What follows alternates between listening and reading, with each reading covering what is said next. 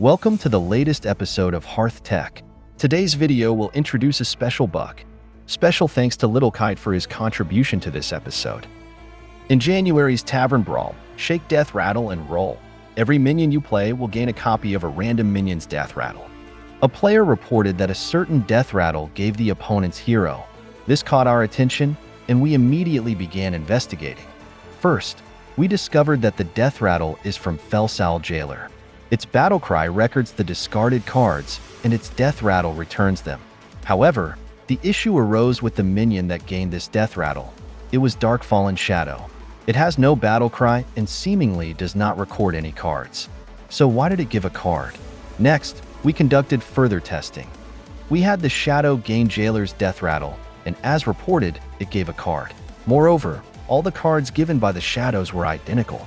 We then tested other Mana Thirst minions. We found that for minions with the same Mana Thirst value, they always gave the same card. At this point, we faced several questions. Why do these Mana Thirst minions record cards? How can we determine which cards they've recorded? Under what conditions do they record hero cards? We further examined the game logs and discovered that Felsal Jailer uses Tag 2 to record the entity ID of discarded card. We also found that some other cards use Tag 2 as well. For example, Mana Thirst minions use Tag 2 to record their Mana Thirst value. So, when Darkfallen Shadow gains Jailer's death rattle, it is actually using the Tag 2 value, which is 6, to give a card with an entity ID of 6. The game usually creates entities and assigns IDs in the order shown above.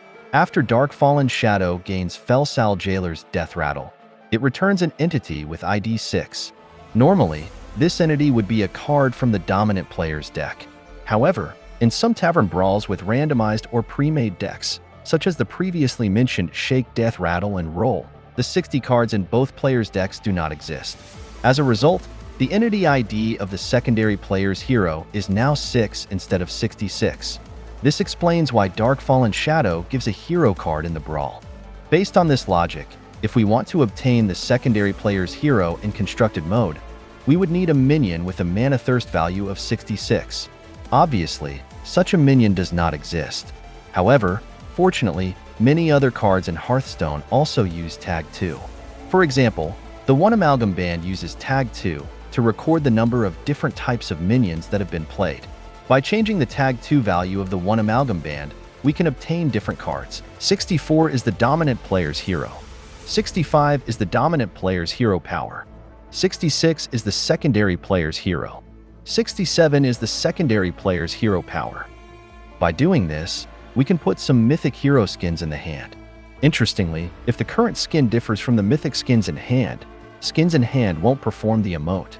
However, if they are the same, all skins will sync and play the emote animation.